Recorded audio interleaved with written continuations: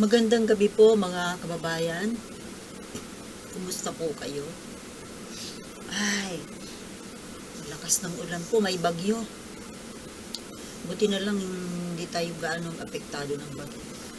Sana po maging ligtas naman sila dyan. Sa bagay, medyo mahina naman yung bagyo. Pero bagyo pa rin yun. Ang gusto ko pong usapan natin ngayon mga kababayan is itong mga traidor sa ating bayan. Sino po ba ang pinagtutungkalan natin? Pag pinag-usapan po kasi ang West Philippine Sea, na itong mga traidor na ito, ang loyalty ay wala sa bayan natin, kundi nasa kalabang bayan, ang China. Kilala na natin kung sino-sino ang mga ito, ito mga Pilipino, at sa kasamaang palad, pati mga nakaupong politiko. Mga politiko, at ngayon nadagdagan pa. Napag-alaman natin ngayon na mayroon din parang mga militar na pro-China din. Although hindi na po sila in active service dahil mga retired, yun po kasing yung mga retired generals na loyal sa dating Pangulong Duterte, mga graduate pa naman ng PMA, na kumbaga yan ay mga scholar ng bayan. Paaral ng bayan po yan eh. Pero itong ginagawa nila ngayon ay pagtatraidor sa bayan na nagpaaral sa kanila at nagbigay ng magandang karera at buhay. Dito naman sa mga politiko, alam natin, siguro kilala na ninyo. Hindi na kailangang isa-isahin pa natin. Kilala nyo yan. Lalo na dyan sa Senado. Marami dyan. Sa mga vloggers, kilala rin natin, basta pro Duterte, pro China yan. Hindi yan pwedeng maghiwalay. At ito nga pong mga retired generals na ito, na palibhasa nagkaroon ng malaking utang na loob kay Duterte. Dahil mga appointee sila noon. At ano po itong mga utang na loob na ito? Na sila ay na-appoint doon sa mga posisyon na hindi naman sana dapat para sa kanila. At sila po ay yumaman. Kung sa papanong paraan, that's the mystery. Kaya paano naman po sila sobrang magiging loyal na sinabi pa na sila ay handang magpakamatay para ipaglaban yung dalawang SMNI anchors na fake news peddlers, sina Eric Celis at Lorraine Badoy. Imagine, mga retired generals, bakit magpapakamatay sa dalawang anchors na nagpalaganap ng fake news? There must be something. Di ba? Something big. Kung ano man yon, hindi naman tayo mga tanga. Di ba mga kababayan? We are not stupid. Ngayon, ang isa pa pong sektor, nakikita ko na wala ang loyalty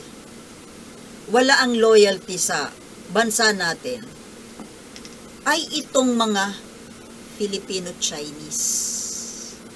Lalo na itong mga mayayaman, mga bilyonaryo na mga Chinese. Parang mahirap sila tawaging Filipino-Chinese dahil kahit kailan parang hindi naman talaga nila minahal ang Pilipinas. Kaya lang naman sila natawag na Filipino-Chinese ay dahil nagkaroon sila, na-awardan sila ng citizenship. At sa kung paanong paraan yon, actually may mga istorya there behind eh. Nung panahon ni President Marcos noon, nagkaroon niya ng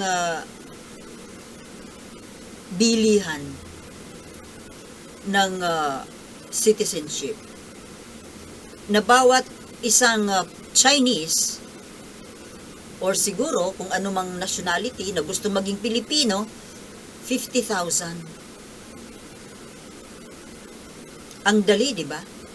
Samantalang kung ang ibang foreigners, tayo mga Pilipino, kapag tayo nag-a-apply ng citizenship sa ibang bansa, sa Amerika, sa Canada, ang dami pong prosesong pinagdadaanan. Maraming exams, mga psychological exams, kung ano-anong exams. Pero dito sa atin, ibinibenta lang. At kayang-kaya nilang bumili. Mayaman sila eh. Kaya, nasaan ang loyalty? Hindi naman sila dumaan sa isang strenuous procedure. Para sa akin po, kung sino man na foreigner ang gusto mag-apply ng Filipino citizenship, marami po dapat pagdadaanan, including, para sa akin military service. Bakit?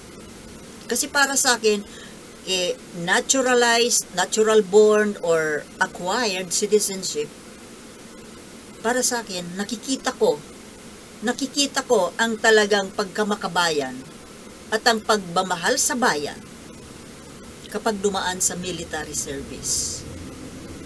Kahit hindi naman masyadong bongga. Kagaya lang sa high school, CAT, very basic lang. Basic. Well, para po sa akin yun. Sa aking opinion, kailangan pong pagdaanan ng isang foreigner ang ganong proseso. Hindi lang sa ibang mga exams. Kailangan po kasing matest ang isang foreign applicant na gustong maging Pilipino. Ngayon, itong mga Filipino-Chinese, itong mga Chinese na to na nandito sa Pilipinas, akala mo kung mga sino makaasta. Akala mo kung sino. Ang yayabang. Masyadong mapang-api sa Pilipino. Alam ko po yan. Marami na akong naobserbahan. Marami na akong kwentong narinig. At ako mismo nakita ko. Kaya ko nasasabi.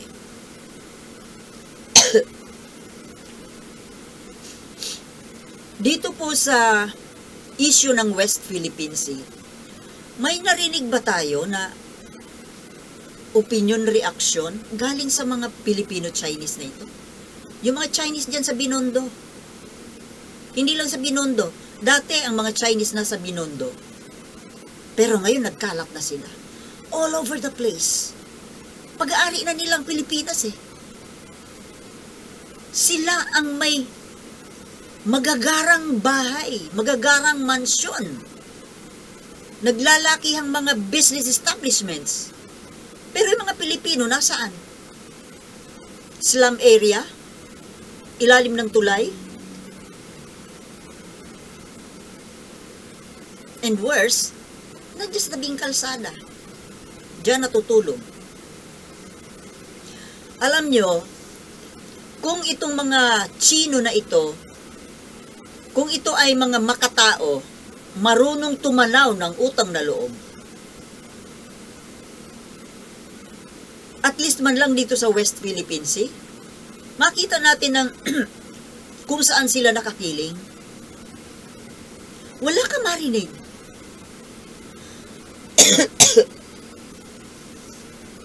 Wala kang marinig kahit na ano.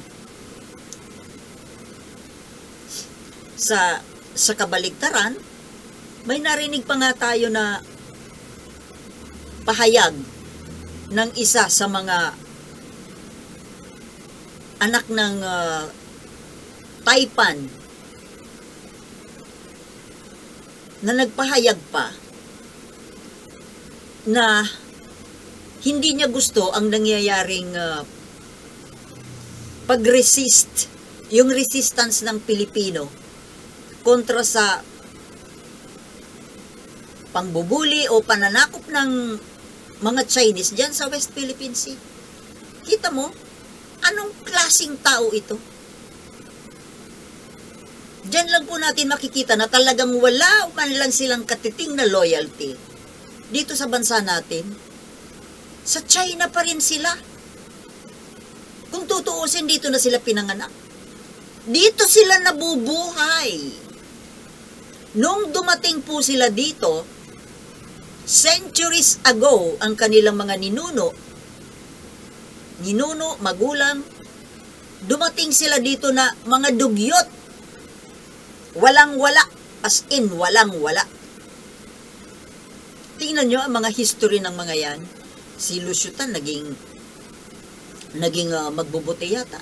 Jaryo Bote. Si Henry C. naging shoeshine boy. Well, kahanga-hanga naman po ang kanilang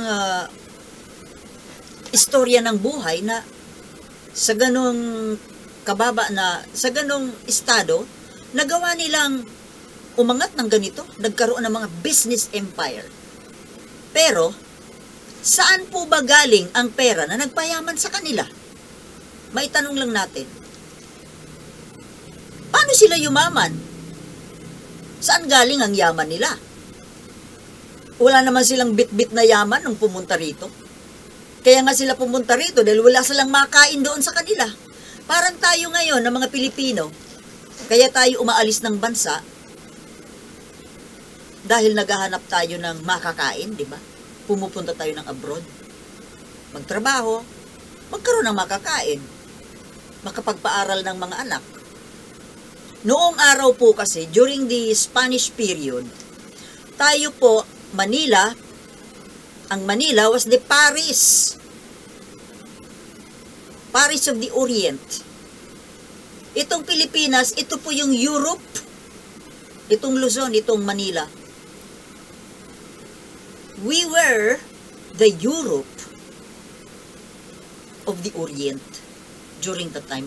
Dahil yung Kastila po, sila yung number 1 na superpower noong mga panahon yun. Kaya nila tayo nasakop. Kaya dinala nila dito yung kultura ng Europa. At talagang maganda yung takbo ng ekonomiya natin.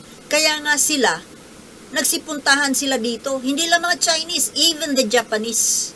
Mga karatig bansa natin. Ngayon nga lang po, nabaliktad yung kapalaran. Ganito na tayo. Pero itong mga Chino na ito, napakawalang utang na loob sa mga Pilipino. Dito sila yumaman. Di ba? Kayong mga Filipino-Chinese, dito kayo yumaman, hanggang sa ngayon dito kayo kumakain. Anong kinakain ninyo? Pera ng Pilipino yan. Bakit? Yung mga malls ninyo, sino ba ang nagsha-shopping dyan? Di ba mga Pinoy? Hindi naman kayo eh. Kayo nagsha-shopping kayo sa Hong Kong, Singapore, sa Amerika. Yung mga paninda ninyo dyan sa SM, dyan sa mga malalaking malls na yan, para sa mga masang Pinoy. Pinoy po, tayong mga Pilipino ang nagpayaman dito sa kanila. Kahit man lang sana papano, ang iganti man lang sana sa atin, ay pagtanaw ng utang na loob. Sana wag na nilang kinakampihan pa yung China sa pananakop sa atin. Kinakampihan pa nila eh. Kesyo parang kasalanan pa ng mga Pilipino kung bakit nagkakaroon ng gulo sa West Philippine Sea. Hindi na lang daw pabayaan ng mga Chinese? Bakit umaalma tayo? Wow! Ang galing naman! Ito mga anak ni Henry C. Ang galing. Nakakaapekto raw kasi sa negosyo. So, negosyo lang. Para sa inyo, negosyo nyo lang. Ang importante sa inyo. Kasi hudang sakupin kami dito. Alam mo yung mga kababayan, para sa akin ha, itong mga traidor sa bayan, itong mga Filipino-Chinese na ito, na walang utang na loob, at pati itong mga, lahat ng mga traidor, mga Pilipino, mag-Chinese, na kumakampi sa China, ang loyalty as nasa China, alam mo yung dapat sa kanila, palayasin. Dalhin sila doon sa China. Total, nandoon ang loyalty nila, eh doon sila. Bakit sila nandito? Ayaw nyo naman sa Pilipinas, di ba? Or shall we say, ayaw ninyo sa mga Pilipino. Gusto ninyo ang Pilipinas. Kasi mayaman ang bansang Pilipinas. Sige nga, doon nga kayo sa China kung anong mangyari sa inyo. Ang sarap-sarap ng buhay ninyo dito sa Pilipinas dahil demokrasya tayo. Libreng-libre ang lahat, gawin ang kung anong gusto. Pero sa China, ano? Sige nga, ano nangyayari sa China ngayon? Di ba naglalayasan yung mga bilyonaryong negosyante? Lumalabas, lumilipat sa ibang bansa. Dahil sa sobrang higpit at pakikialam, pang-aapi ng komunistang gobyerno. O yung mga ordinaryong tao nila, nasaan na ngayon? Di ba naglilipatan na rin ng ibang bansa? Dahil wala nang makain doon. Alam na alam ninyo kung anong klaseng gobyerno mayroon ang China. Pero kumakampi kayo doon?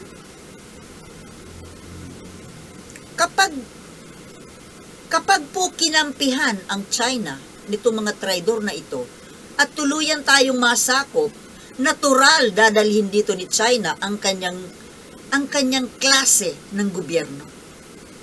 Komunismo. O di ka, komunista na rin tayo kagaya nila. Akala mo ba?